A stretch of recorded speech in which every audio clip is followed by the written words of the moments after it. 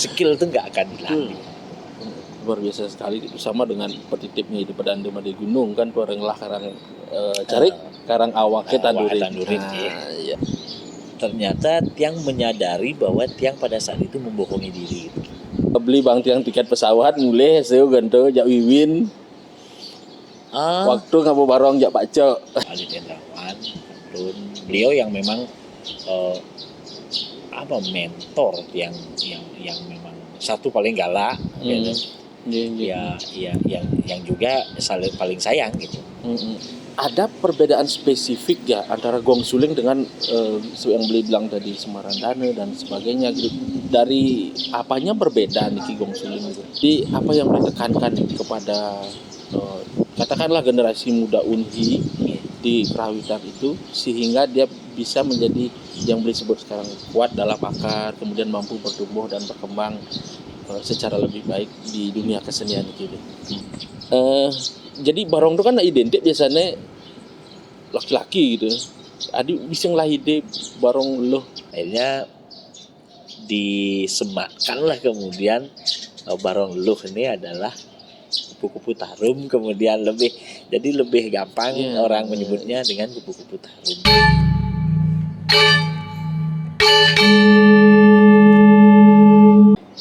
Om Swastiastu. Berjumpa kembali bersama saya Agus Gapul Triyadi dalam acara podcast Unhi Bani, Unhi Bahas Seni.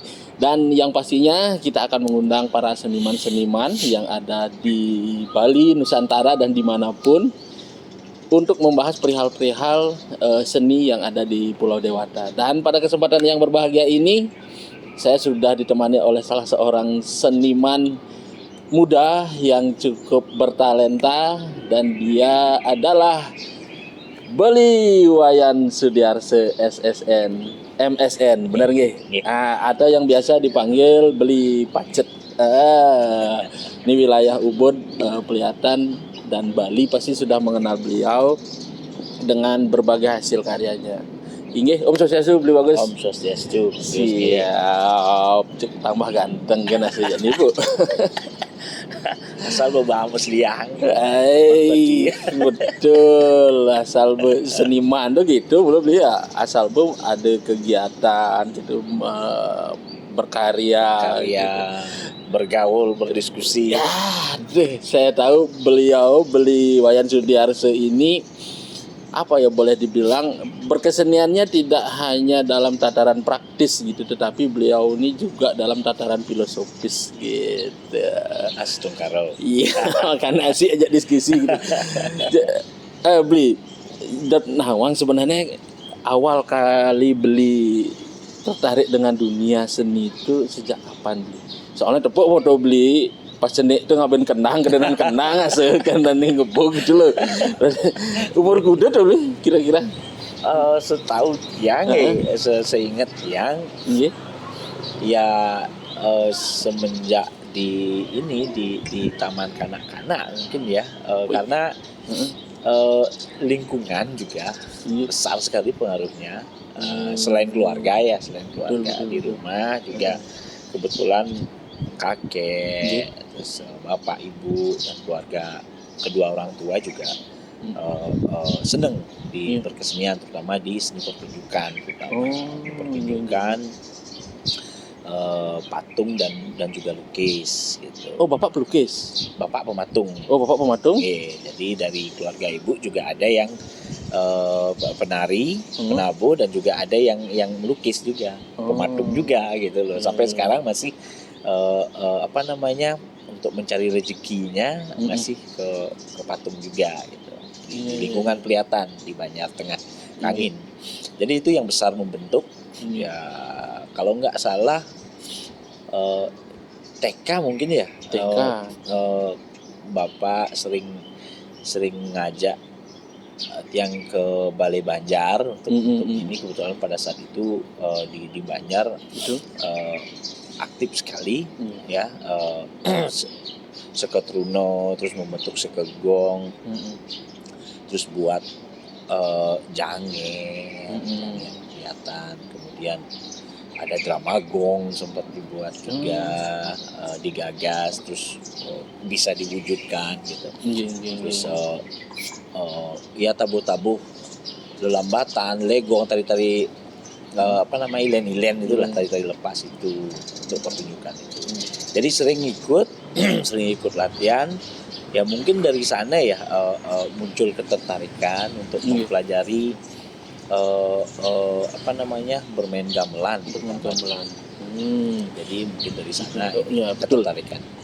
Berarti menarik nih, lingkungan yang mempengaruhi cukup besar juga ya di samping keturunan. Makanya yang biasanya kita tahu bahwasanya teori pendidikan itu kan mengatakan bahwa anak itu dibentuk dari kertas putih gitu kan. Kalau nggak salah itu adalah teorinya John Locke. Tapi ada juga teori lain yang menyebutkan bahwa kecerdasan anak itu tidak murni dari pribadinya sendiri di bawah lahir gitu, tetapi juga ada unsur lingkungan pembentuk daripada kecerdasan anak itu gitu, karena salah satunya adalah beli tadi gitu kan.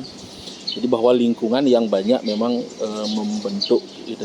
Nah kalau ubod nih kita bicara ubod dan pelihatan itu kan biasanya dia dibagi dua, ada yang suka tari, ada yang suka tabuh. Adi beli bisa memfokuskan ke tabuh nih kok enggak ke tari gitu. Sebenarnya kesan pertamanya memang ditabuh dulu ya. Tadi yang ceritakan ditabuh. Kemudian sempat juga belajar nari. Nari juga sempat. Nari juga, nari dasar baris. Nah, itu guru yang almarhum Pekak Tutur. Ke guru yang udah sempat mau pentas gitu. Mau dibeliin kalau cuma seno pakaian, tapi tiang tenyak tiang karena lebih demen tiang gamel kan. Nah, tapi di dalam perjalanan kemudian ya sekolah dasar, bapak yang berpesan tapi wastane kalau skill itu tidak akan hilang. Jadi sekarang lah saatnya kamu menambah wawasan, menambah skillmu di bidang apapun yang kamu ingin tekuni. Jadi yang cara ini kebiasaan terus yang ada bisa hilang. Karena yo dari usia-usia yang belia itu kan memang seharusnya kita mengisi diri ya. Nah terus SD kemudian kalau nggak salah kelas 3, kelas 4 nih kan yang belajar matung. Yang belajar matung, jadi memang diarahkan oleh bapak untuk belajar bersenian, tidak hanya di gamelan saja, tapi diminta untuk ke patung juga karena lingkungan juga ada masih besar juga gininya lingkungan pematung juga gitu.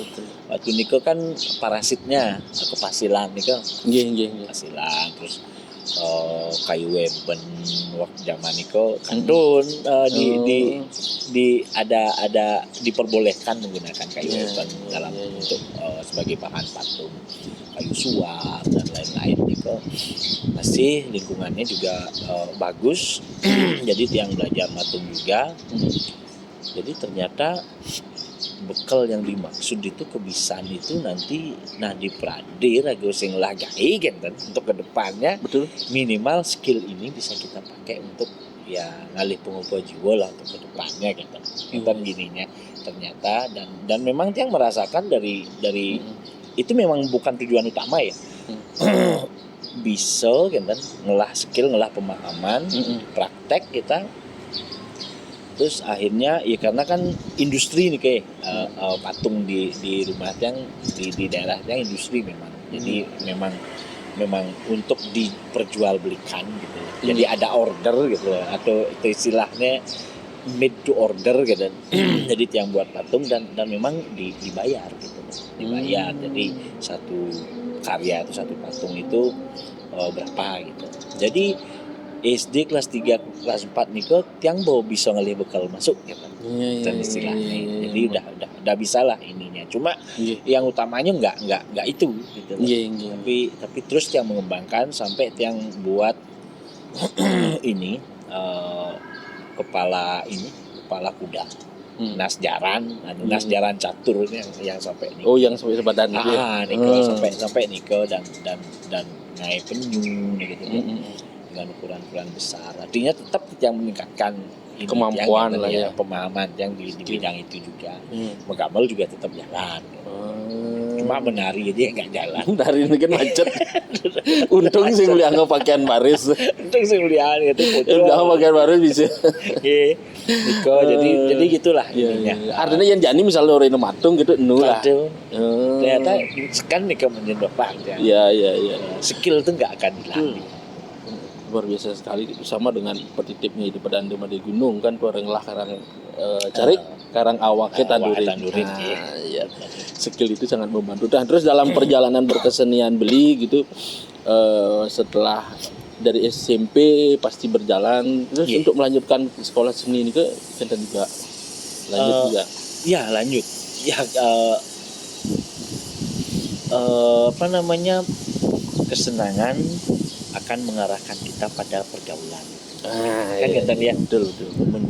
tidak hanya lingkungan tapi juga kita membuka diri untuk pergaulan yang lebih luas lagi untuk mengisi diri lah.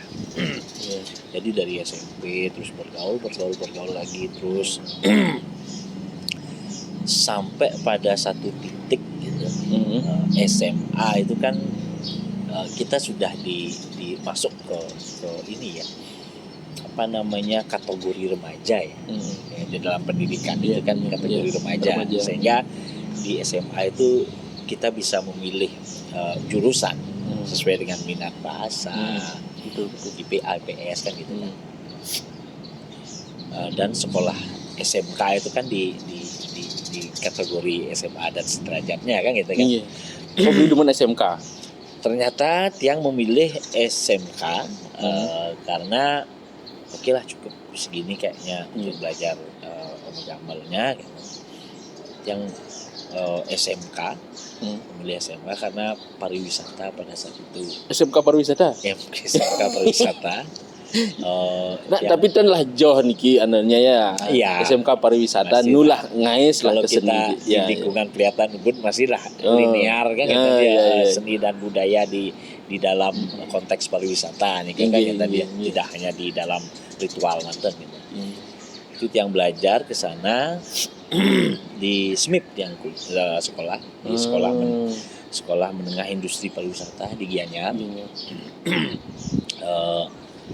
Jurusannya perhotelan, PH dan tentunya. Ternyata di sana yang belajar banyak tentang pariwisata, tentang apa namanya cleaning service dan lain sebagainya, front office. Tapi yang lebih mengena di dalam pembelajaran di sana adalah ternyata Tiang menyadari bahwa Tiang pada saat itu membohongi diri. Nah ini yang Tiang maksud bahwa belinya ini tidak hanya teoritis tapi filosofis. Memahami membohongi diri itu maksudnya gimana? Artinya lingkungan atau pariwisata itu memang ada di lingkungan Tiang juga, ya kan, perhotelan, terus pentas-pentas reguler untuk turistik gitu. Memang ada. Cuma ketika masuk ke dalam pariwisata itu Tiang merasa membohongi diri gitu loh. Yang satu, secara fisik lah dulu. Pariwisata itu memang dituntut dia disiplin. Dari segi penampilan, kene kaliasa yang misalnya lewat kuping, bisa jadi. Harus rapi. Asal kena telinga tuh bisa jadi harus rapi, necis. Nah sedangkan lingkungan yang ekspresif itu dia sudah kenal semenjak kecil gitu loh. Mengekspresikan diri, jujur terhadap diri gitu lah minimal. Itu lantang harus pakai tetap harus dan ampuro bukan untuk ditiru. Niki SMP niki kuping yang gede, bolong bermetinik ya gitu. Metinik. Bahkan pakai tato ada gitu. Jadi lingkungan yang ekspresif menurut Tiang gitu loh. Terus masuk di ranah pariwisata, wah, secara penampilan itu bukan saya sekali gitu loh. Sudah berubah enggak serba diatur gitu, bahasa kerennya mungkin ya. Dari sana Tiang melihat Tiang membohongi diri. Kemudian selain kedisiplinan ya eh, pariwisata itu kan memang dia lebih ke servisnya, Iya. servis, bagaimana melayani. Iya, betul. Kan kita dia anunya, Iya. caranya juga ditentukan dan lain sebagainya. Iya. Dari sana juga yang gaya bahasa kan gitu kan, Iya. jadinya bukan berarti yang nggak dapat belajar, yang banyak sekali dapat belajar di sekolah pariwisata ini kan. Akan tetapi kayak untuk kedepannya kayak bukan ini deh saya gitu loh. Makanya ngangsang tamat masih tiang, tamat masih tiang di semip lah. Ada nak kabur enggak ya?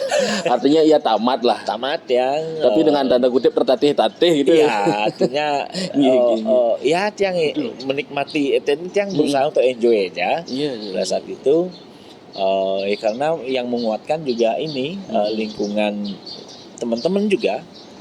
Jadi kalau di lingkungan Ubud kelihatan itu kan oke lah, udah sering ketemu, terus ada di lingkungan baru di Gianyar kan dapat teman baru lagi kan gitu. Itu yang membuat yang bertahan juga gitu. Jadi kenakalan remaja saat itu tertampung juga dengan berinteraksi dengan orang-orang yang baru kan. Itu juga yang menyemangati. Akhirnya tamat dan saya nggak boleh ini membohongi diri lagi gitu. Terus akhirnya yang kuliah di ISI Denpasar tahun 2004. Nah setelah di sana S2-nya di Surakarta. Di ISI Surakarta. Kan anu lah nih dana itu nah metu kan beli bang tiang tiket pesawat mulai saya ganto jak Wiwin. Waktu ngabu barong jak Pak Cok. Iya. Cen KTP ini waktu itu loh. Ya. Pas Unhi kan ada tiket ke Solo kan? Iya. Bukan Unhinya, kita cuma 3 orang aja ke sana. Unhi membawa barong ke ISI Surakarta gitu. Ya. Nah pas pulangnya itu ditawarinlah tiket oleh Pak Dirjen. Akhirnya tiket yang sudah kita beli itu dibahkan kepada karena ketemu awal pertama kan di sana gitu sama Mbak Wiwin gitu ya di Surakarta gitu, luar biasa. Dan nah begini Bli, makin kan Bli lebih cenderung menekuni kesenian pelegongan ya. Di samping juga ada gong gita semarenya Nike gitu ya.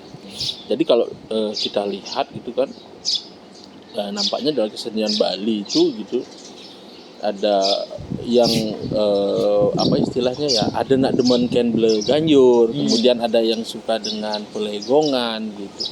Nah Beli memutuskan memilih ke pelegongan meskipun kita tahu bahwa seniman itu kan tidak bisa dipisah-pisahkan seperti itu kan. Nah tetapi Beli lebih memilih ke kesenian yang tanda kutip klasik nih ke sebabnya karena napi gitu. Apakah karena kawasan kelihatan Ubud memang terkenal dengan pelegongannya gitu, atau misalnya ada hal-hal lain nih gitu. Jadi gini, lanjut dari cerita yang sebelumnya ya.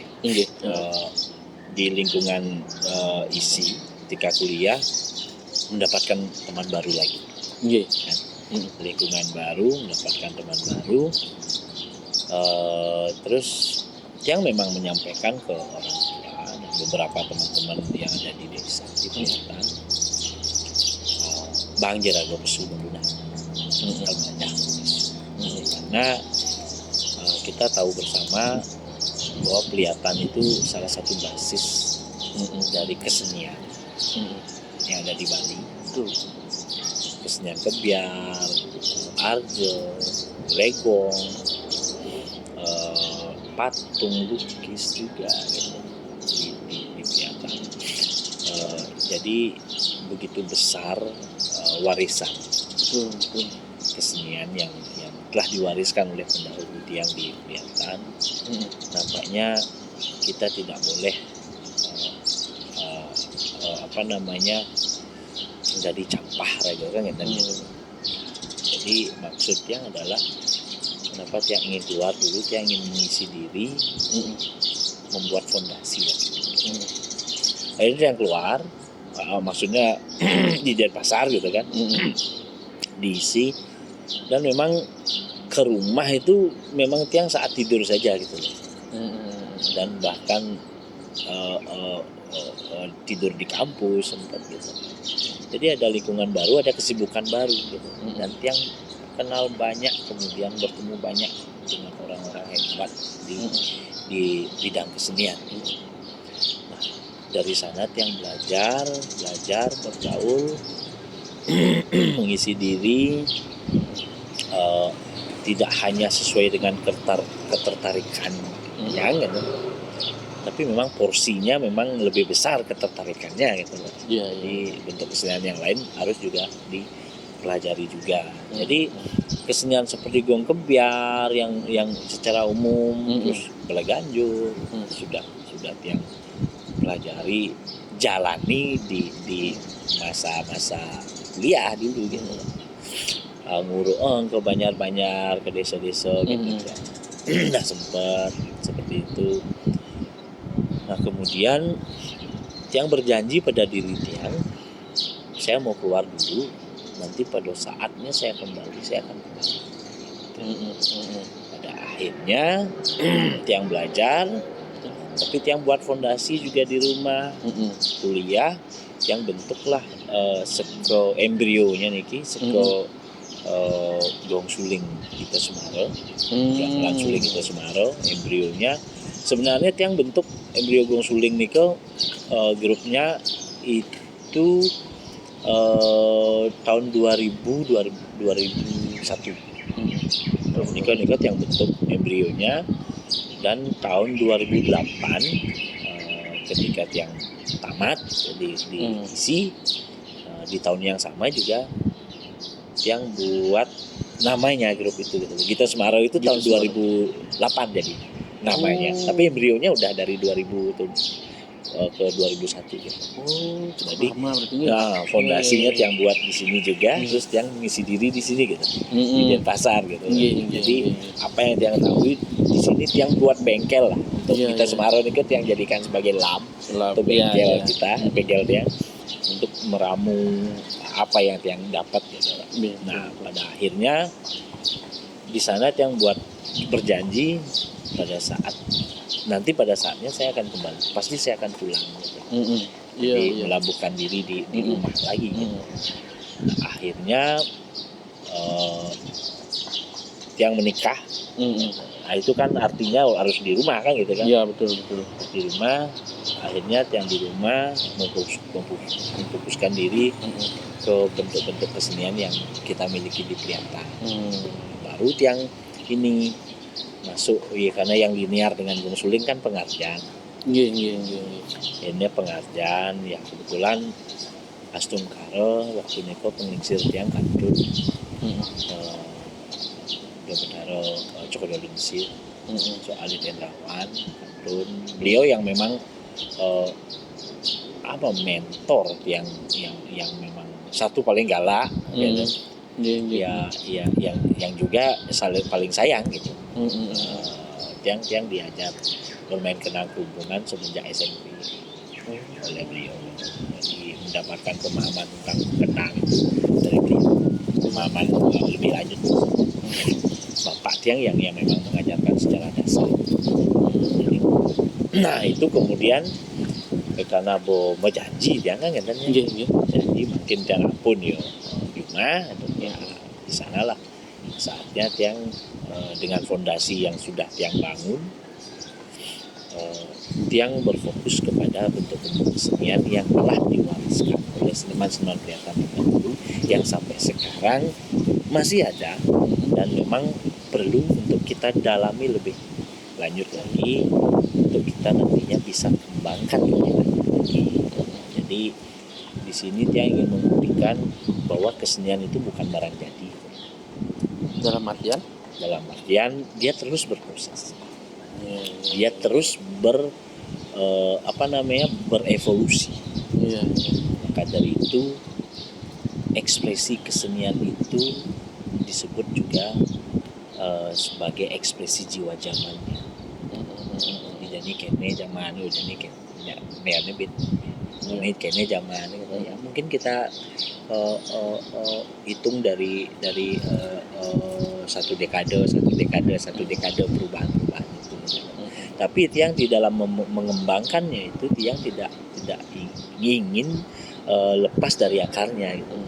Jadi akarnya dulu yang kita harus pahami untuk nantinya kita bisa mengembangkan. Artinya jati dirinya tetap, tapi dia beradaptasi dengan zamannya gitu.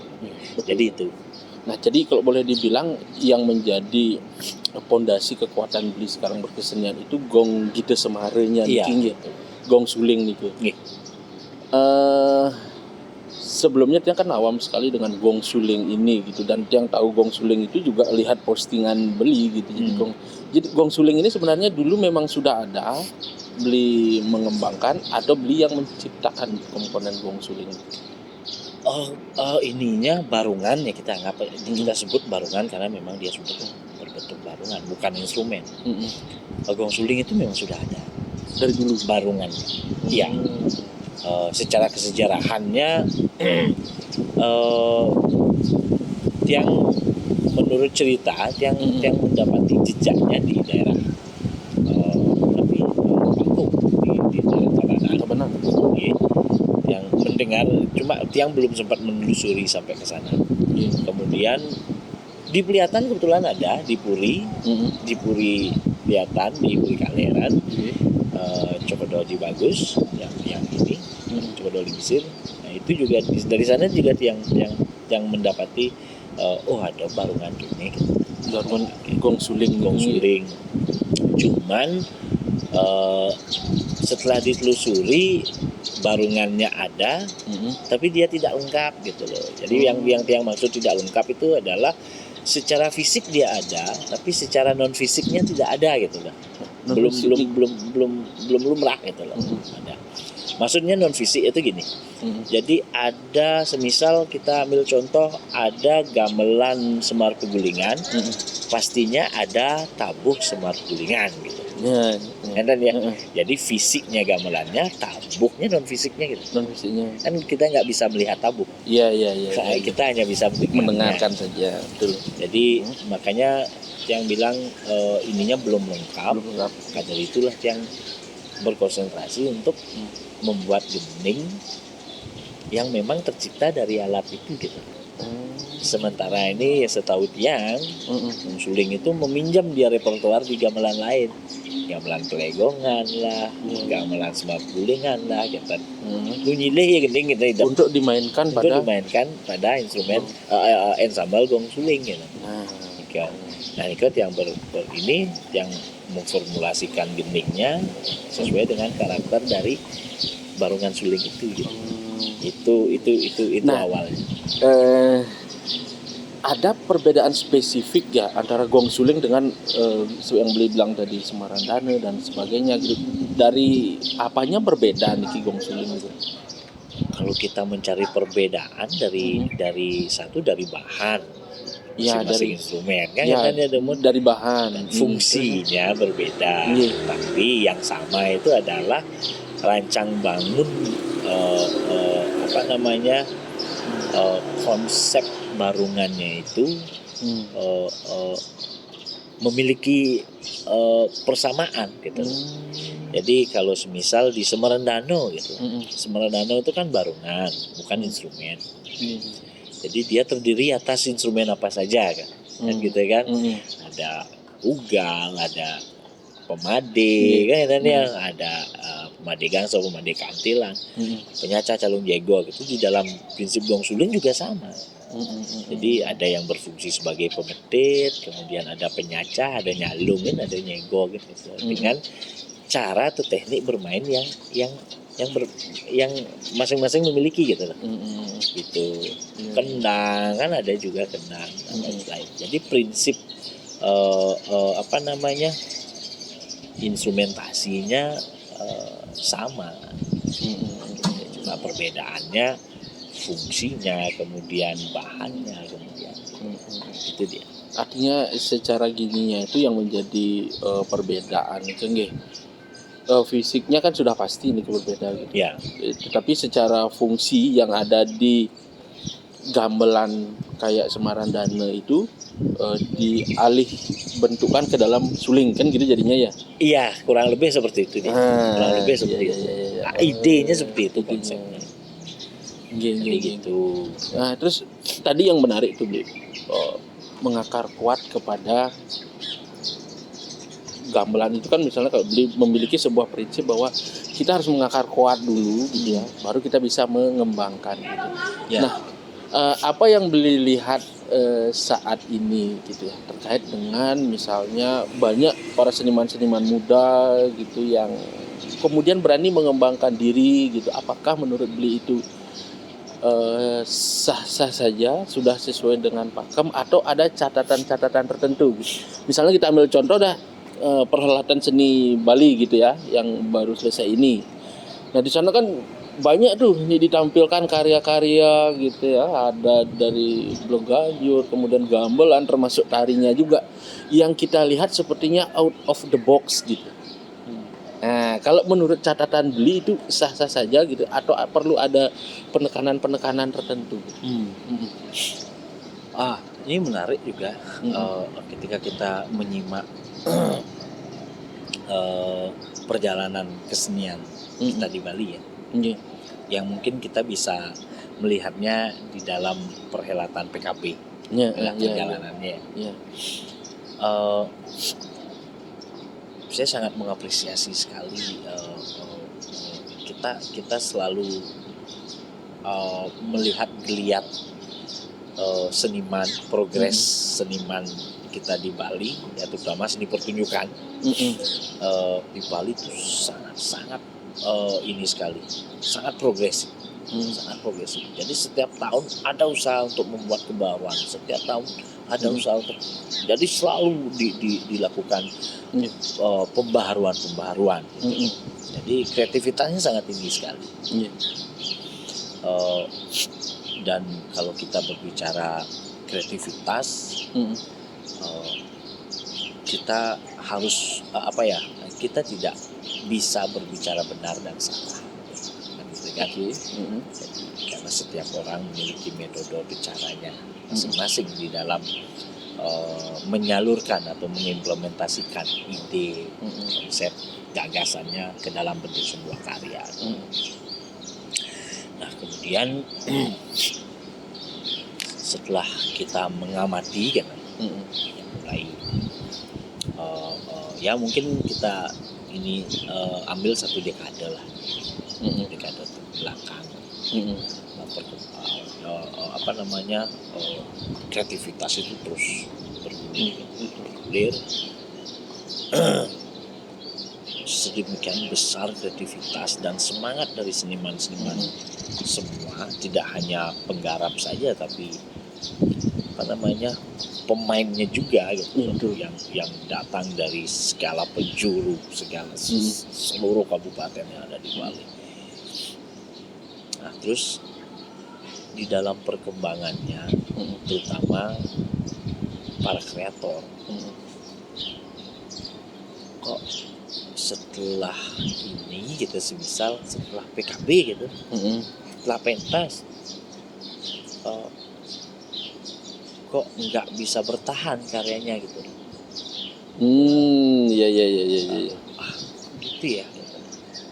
Terus lagi ya palingan sebulan 2 bulan mungkin setelah pentas di PKB mungkin masih ya mungkin setahun oke lah masih, tapi kok hilang gitu. Coba kita hitung aja dari ini ya, gong kebiar satu aja, gong kebiar dewasa gitu. Materinya berapa, kreasinya 2 gitu semisal, tabuh dan tari gitu semisal. 2 dikali 9 berarti 18 ya. Jadi setiap tahun itu ada 18 karya yang dipentaskan di PKB.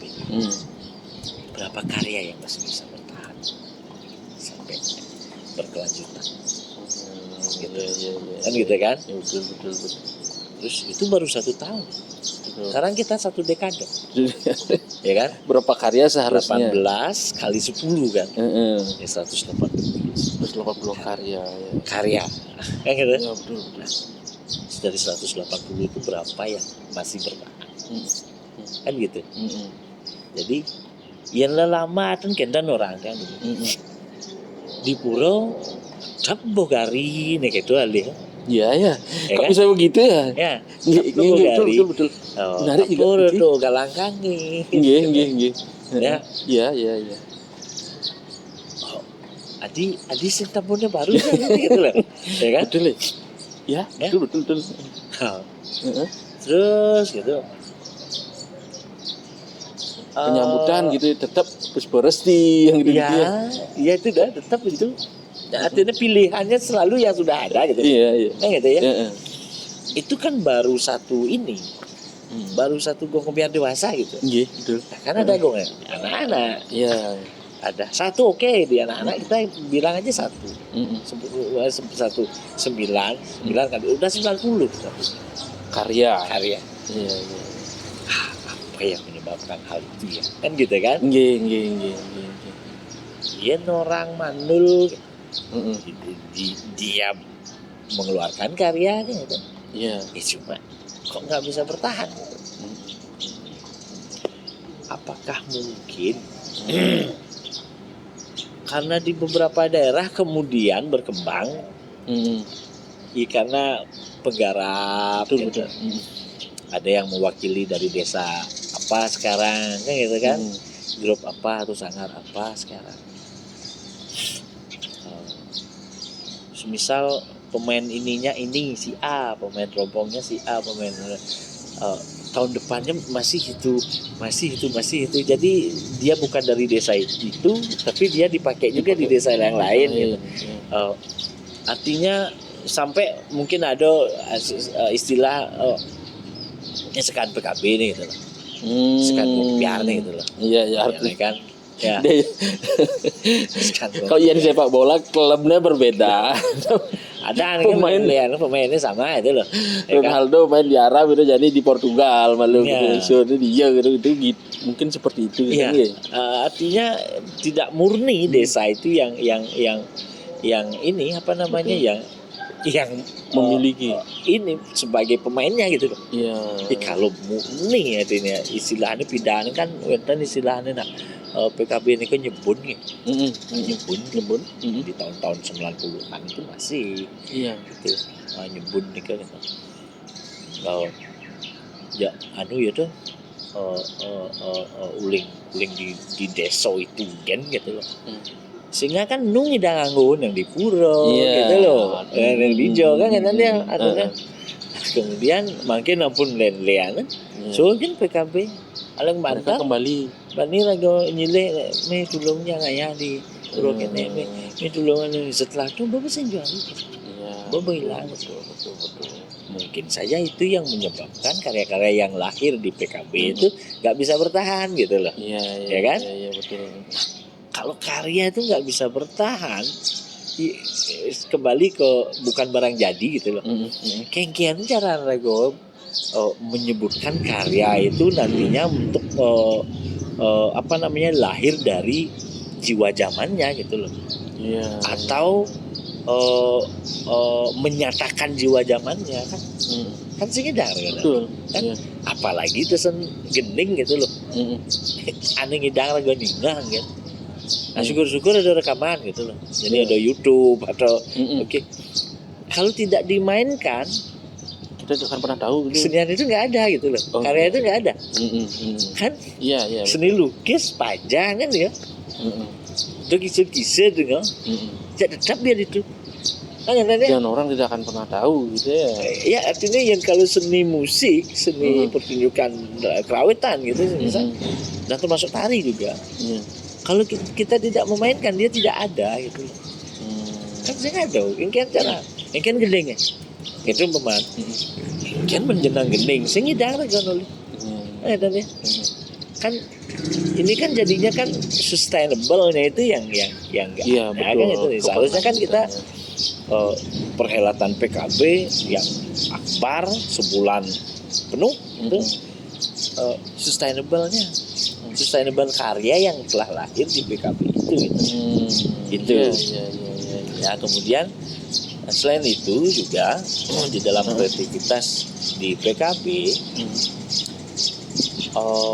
mungkin orang ini ya kreativitas itu tanpa batas gitu ya. Tapi kalau dia menyebutnya malahan justru di dalam kreativitas yang dibilang tanpa batas itu batasannya sangat ketat sekali. Karena kreativitas tanpa batas bagi Tiang itu pembenaran, bukan kebenaran. Gitu loh. Seolah-olah apa ya dot gay, seolah dadi gitu loh dadin. Itu loh. Kan kreativitas itu yang enak itu adalah yang memang terbatas atas apa yang kita inginkan. Jadi semisal wong kepia dalam badan, yo benglah akah nih. Jadi itu lagu akah itu frame-nya gitu loh, yang mengikat semua. Jadi sanalah kita berkreativitas gitu loh, di dalam itu gitu loh. Iya. Paham kan? Iya. Itu Betul. jadi tidak kemudian kreativitas apa dia gaya lama mencergani dan lain sebagainya itu. Nah, oke lah. Kalau memang dasarnya dipahami betul-betul, ya kembali saya pun berani menyebut itu perkembangan kreativitas yang berkontribusi kepada perkembangan kesenian itu gitu. Misalnya lambatan atau apa gitu. Berkontribusi. Makanya saya yang berani menyebutnya perkembangan. Karena sebelum dia berkembang itu harus ada pertumbuhan dulu.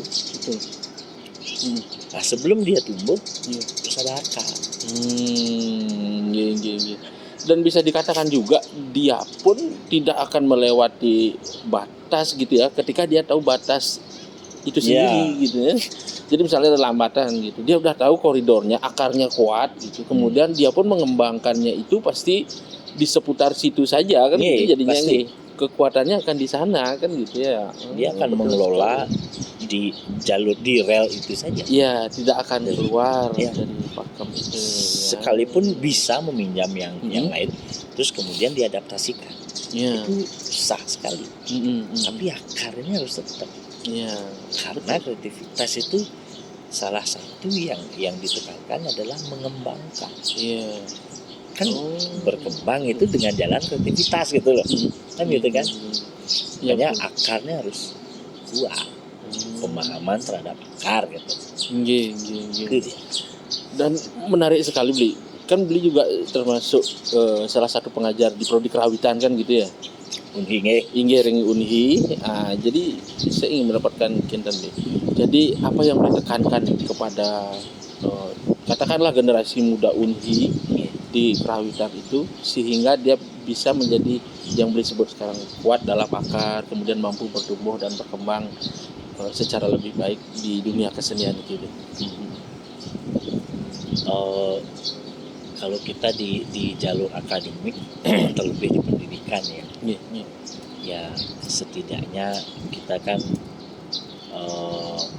mengisi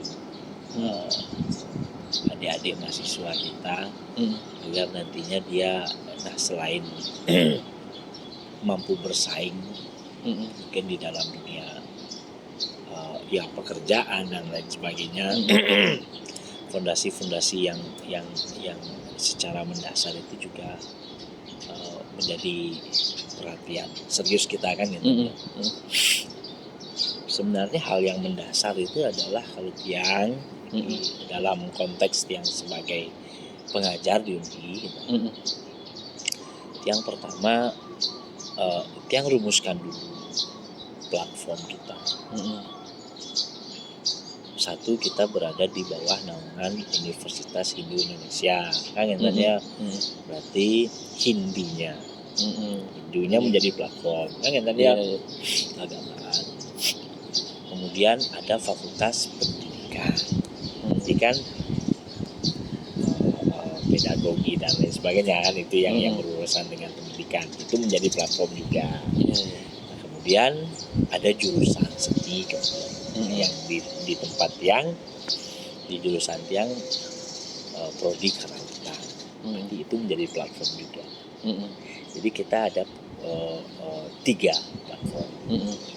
Terus bagaimana pendidikan dalam konsep keagamaan, bagaimana kerawitan dalam konteks pendidikan, dan juga kalau kerawitan dalam konteks agama kan udah jelas benang merahnya ya, sebagai media juga di dalam pelaksanaan upacara dan niki yang ini kan. Nah, harapan yang kepada generasi atau lulusan-lulusan fakultas pendidikan secara khususnya, dia memiliki pemahaman dari 3 pilar ini, 3 platform ini. Selain dia memahami tentang bagaimana tentang keagamaan itu, ya tentunya yang mendasari karena fakultas pendidikan dia juga tahu bagaimana metode-metode, terus bagaimana prinsip-prinsip pendidikan bekerja. Dia juga diasah untuk menghaluskan budinya melalui seni kerawitan. Dan kita sebenarnya memiliki fondasi yang kuat, meskipun pada saat pembentukannya kita tidak bisa terlepas dari senior kita, yang memang sudah menggeluti kesenian di dalam konteks akademik, sudah lebih dulu gitu. Jadi tidak bisa dipungkiri kita juga berkoordinasi dengan isi dan pasar dulunya untuk penyesuaian kurikulum gitu. Untuk di awal-awal kita ini. Nah, kemudian kan kurikulum itu kan kita bisa sesuaikan kembali ke dalam bentuk 3 pilar ini gitu. Jadi karena lulusan kita adalah SPD, sedangkan diisi kan SSN. Jadi dia murni sebagai seniman murni, tapi ini dia sebagai sarjana pendidikan. Sehingga di dalam pemahaman mendasar di dalam kerawitan yang dalam konteks pendidikan, jadi nilai edukatifnya yang lebih tinggi, nilai konsep, kemudian nilai filosofi dan lain-lain nih untuk sebagai pendukung mahasiswa itu di dalam berperan sebagai guru nantinya gitu. Jadi lepasannya dia bukan menjadi orang pertunjukan, tapi dia menjadi orang pendidikan. Seorang pendidik gitu ya, itu yang memang perlu ditekankan sekali gitu ya. Betul sekali jadinya. Waktu Kenton ini barong 2025 ini beli ikut sebagai Kenton di sana. Barong Gianyarnya. Nah, barong Gianyar kupu-kupu taruh menurut. Ya kebetulan Tiang diminta untuk ini membuat konsepnya. Konsep lagunya. Konsep semua. Jadi makanya pada saat itu Tiang mengusulkan gitu loh. Mengusulkan konsepnya adalah barong luh gitu loh. Barong feminim. Jadi kalau misalnya kita omongkan agak nyelokcak deh petaka deh gitu ya, tetapi tadi dari konsep pendidikan gitu ya, jadi bagaimana beli jadi dosen kemudian menanamkan kepada mahasiswa gitu, kemudian ya ada konsep barong loh. Nah inilah yang saya maksud gitu ya. Yang ini kan model dosennya aja rajin masuk gitu ya. Ada sisi filosofis yang selalu bisa beli tampilkan gitu ya. Jadi barong itu kan identik biasanya laki-laki gitu. Adi bisa ngelahide barong loh. Nah itu dah sementara ini kan tidak lumrah ya kita mengenderkan barong ya. Dan menarik nih. Jadi kan kupu-kupu tarum kemudian beli mengidentikan barong dalam versi feminisme kan perempuan gitu ya. Terus kok bisa seperti itu tuh kan?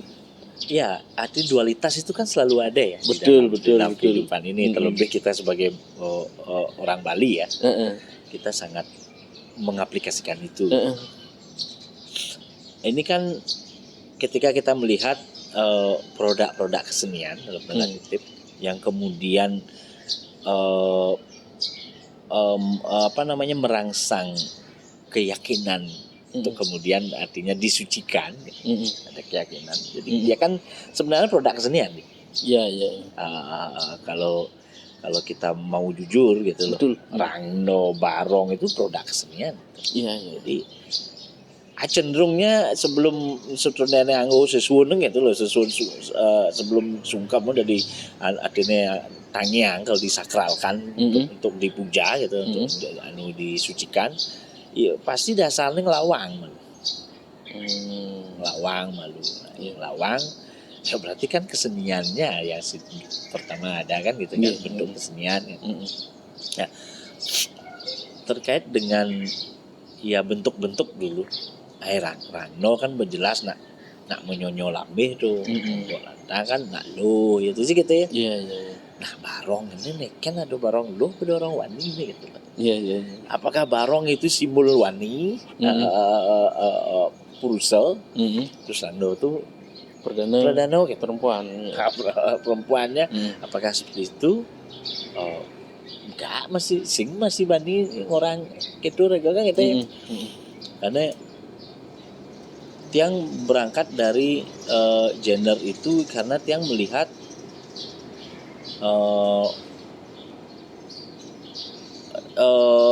keagungan itu selalu diungkapkan di dalam maskulin gitu. Iya. Gitu loh. Seolah nawani kan bisa agung. Men kekian kan carane ragawan agung istri kene gitu umpamane kekian. Iya. Kan gitu ya. Iya, iya. Jadi sudut pandang keagungan dalam sudut pandang feminim itu kekian sih gitu. Kewibawaan dalam sudut pandang feminim itu seperti apa sih? Iya, iya. Itu yang ingin gali gitu. Dan kemudian menyampaikan konsep itu dalam forum ya awal-awal sebelum kita mulai proses. Coba kita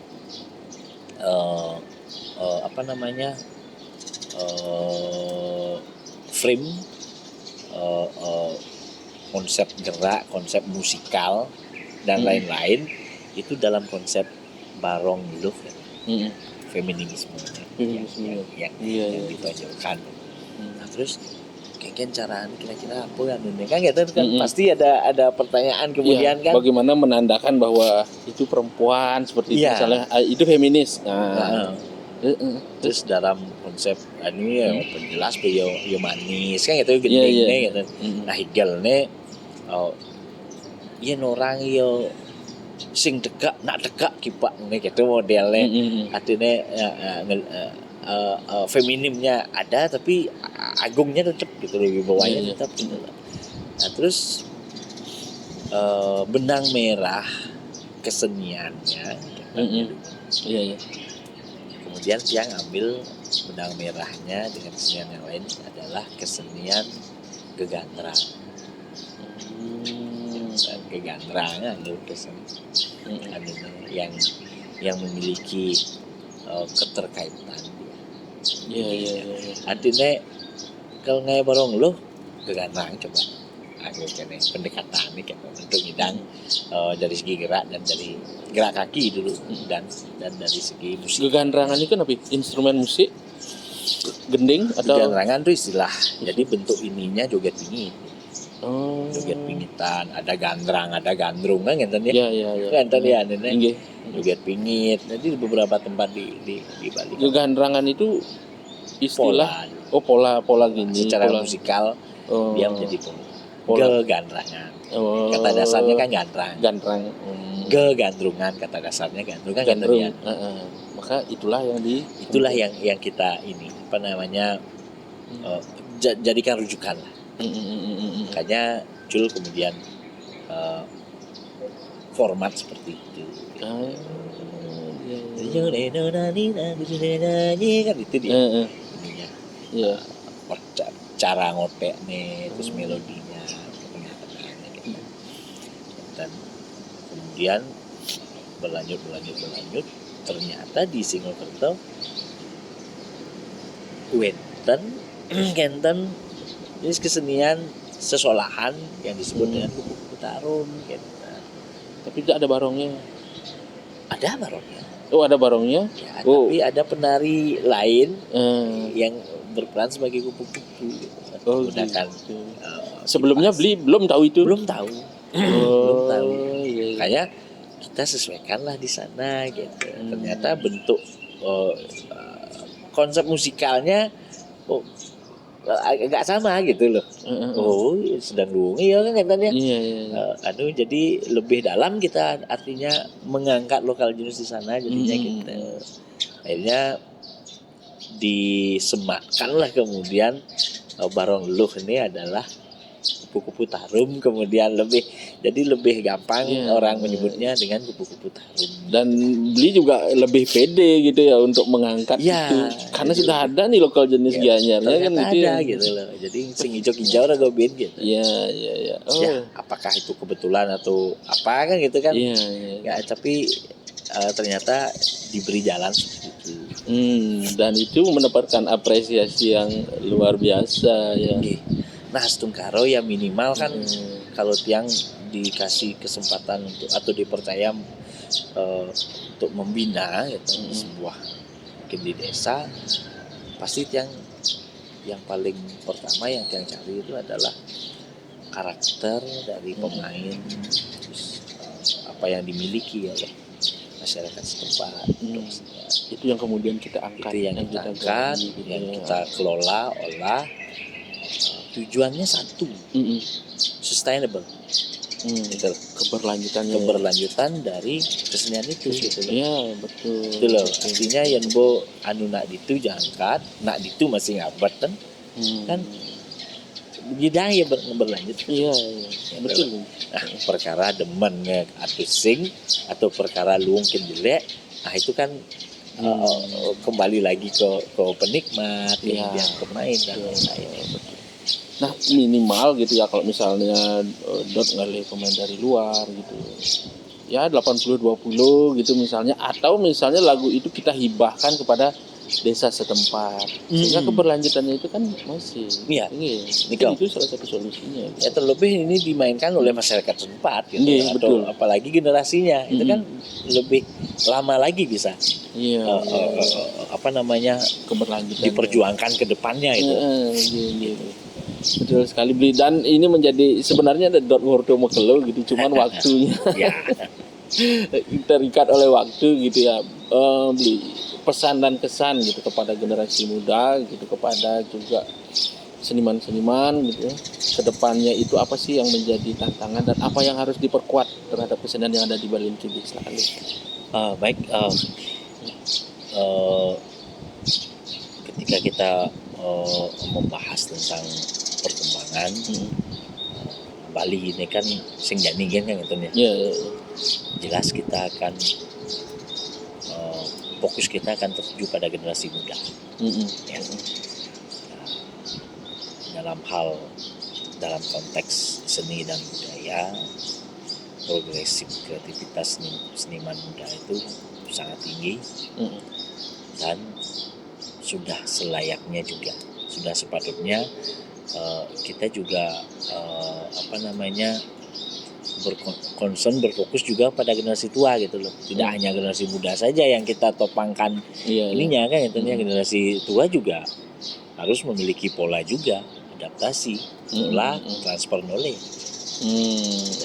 Jadi sosok tulodo yang wadio mengonversi dut uri andani kan yang tadi aninya. Betul. Jadi nggak bisa kita menumpukan semua ke generasi muda gitu loh.